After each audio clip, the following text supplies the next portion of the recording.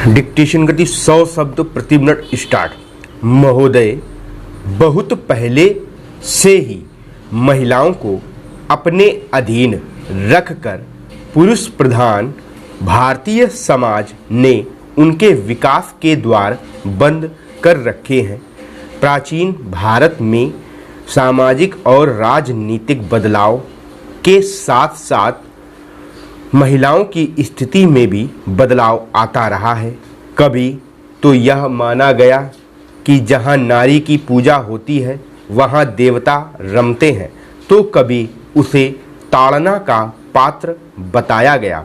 इतिहास के एक बड़े कालखंड में उसे चार दीवारी और पर्दे के अंदर रखा गया। इसके बावजूद जब भी नारी को पर्दे से बाहर आकर दुनिया को देखने व समझने का अवसर दिया गया, उसने अपनी क्षमता, योग्यता और प्रतिभा का भरपूर प्रदर्शन किया।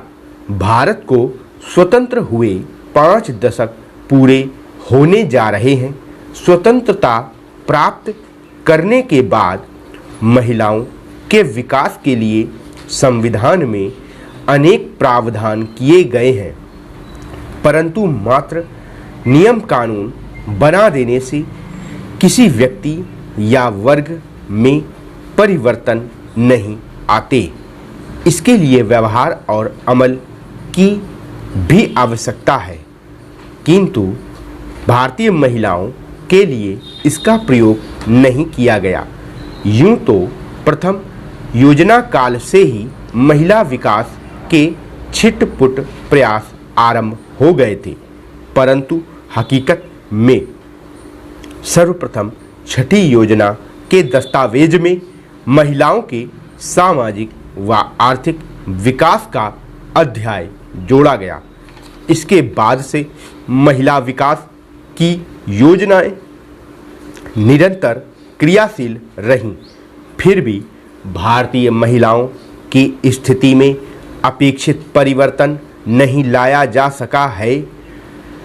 जब भारतीय महिलाओं की तुलना दूसरे देशों की महिलाओं से की जाती है तो हमें बड़े दिलचस्प तथ्यों से साक्षात्कार करना पड़ता है और हम तभी जान पाते हैं कि भारतीय महिलाओं की वास्तविक स्थिति क्या है, यानी बेहद चिंताजनक और दुरूह।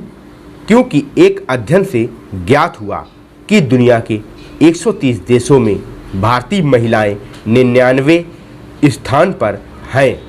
शायद इसका कारण है भारतीय महिलाओं के विकास के मार्ग में अनेक बाधाएं, जैसे शिक्षा के अवसर उपलब्ध ना होना।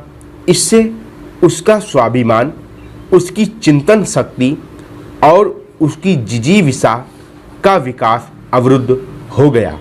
इसका प्रमाण है स्वतंत्रता के बाद 48 वर्षों तक कभी शिक्षा में महिलाओं को पुरुषों के बराबर न ला पाना, जबकि दूसरे देशों ने महिलाओं को शिक्षित बनाने में अधिक जोर दिया। हाल ही में नई दिल्ली स्थित भारतीय विश्वविद्यालय संगठन द्वारा प्रकाशित आंकड़े जोर देकर बताते हैं कि हमारे देश की 15 वर्ष से अधिक आयु वाली 34% महिलाएं